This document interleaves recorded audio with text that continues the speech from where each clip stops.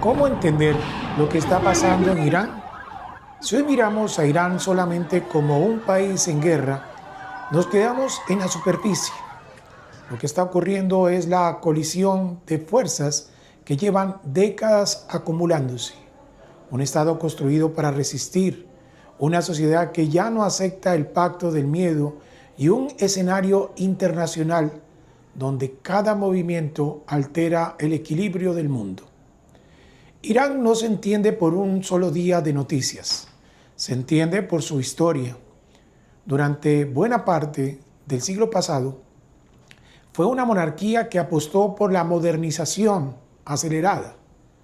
Grandes ciudades, universidades en expansión, apertura cultural en sectores urbanos, una élite que miraba hacia Occidente como modelo. Pero esa modernización tenía grietas profundas. Había represión política, vigilancia, desigualdad y una sensación extendida de que el país avanzaba sin escuchar a su propio pueblo.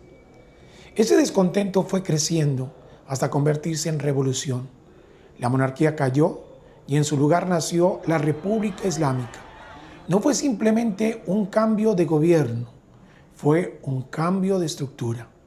La religión dejó de ser una referencia espiritual y pasó a convertirse en el eje del poder del Estado.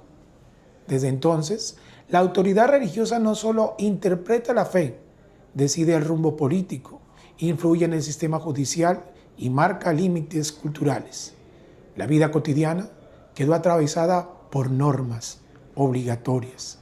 El velo dejó de ser una elección personal para convertirse en mandato. La prensa pasó a estar vigilada. El arte y la universidad entraron en un marco ideológico definido por el sistema. Con el paso del tiempo, ese modelo construyó una arquitectura de poder singular, un ejército regular, como en cualquier nación, y una guardia revolucionaria con enorme influencia militar, política y económica. Una estructura pensada no solo para defender el territorio, sino para proteger la revolución misma. Durante años, el líder supremo fue el centro que articulaba todo ese engranaje. La última palabra, el símbolo de unidad y continuidad. Por eso lo que comenzó a gestarse a finales de diciembre no fue una protesta más, fue el resultado de años de presión acumulada. La economía venía golpeada por sanciones, crisis internas y corrupción. La inflación asfixiaba a las familias. Los jóvenes veían un futuro limitado. Muchas mujeres sentían que su vida estaba regulada por normas impuestas sobre su propio cuerpo. Y en ese contexto, las calles empezaron a convertirse en el único espacio posible para expresar inconformidad. Las primeras manifestaciones mezclaban reclamos económicos con exigencias de libertades. Pero con el paso de los días, el tono cambió. Ya no se trataba solo de pedir ajustes, se trataba de cuestionar el modelo. Cuando una sociedad pasa de exigir mejoras a desafiar el sistema, el poder reacciona. La respuesta fue contundente.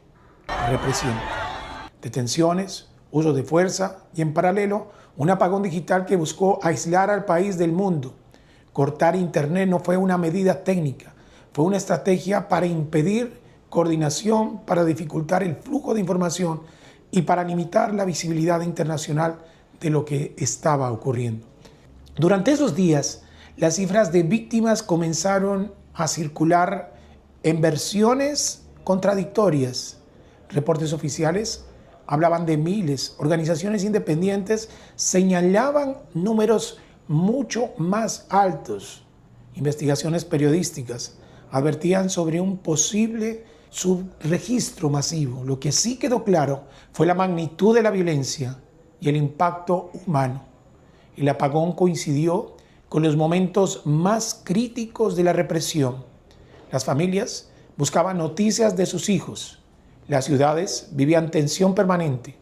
La protesta dejó de ser solo política y se volvió emocional.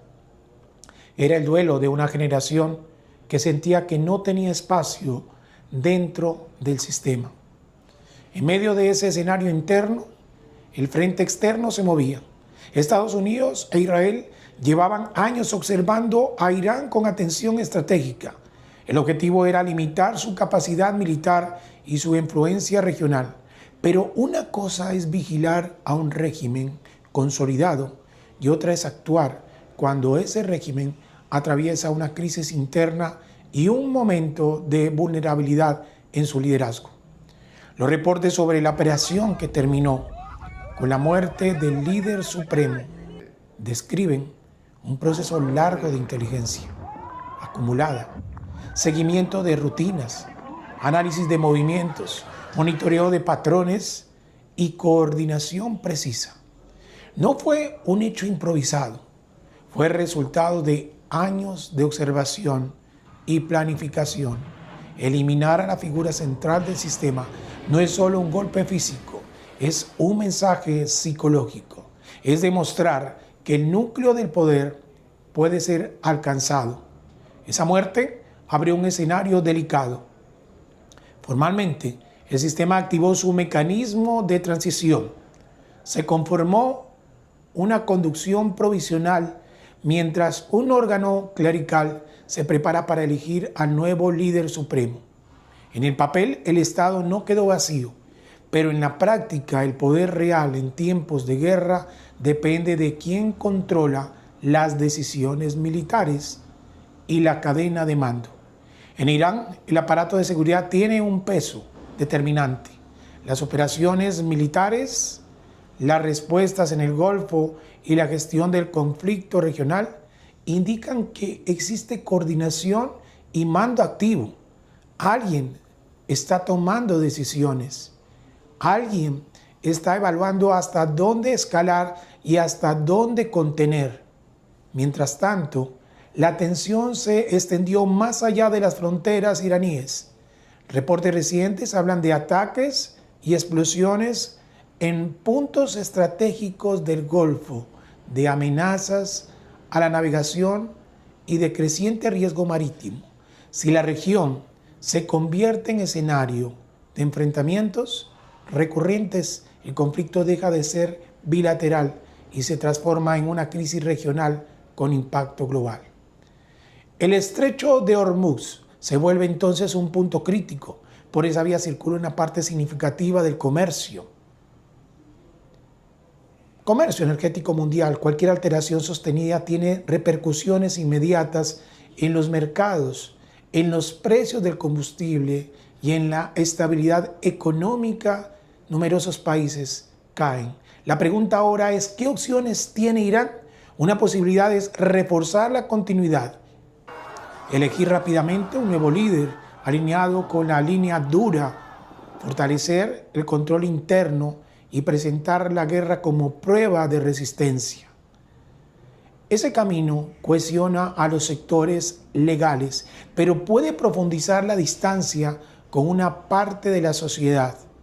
Otra opción sería una transición controlada, con señales de apertura limitada, ajustes en normas, reformas parciales, mensajes de conciliación. Sin embargo, abrir demasiado puede generar temor dentro del propio sistema.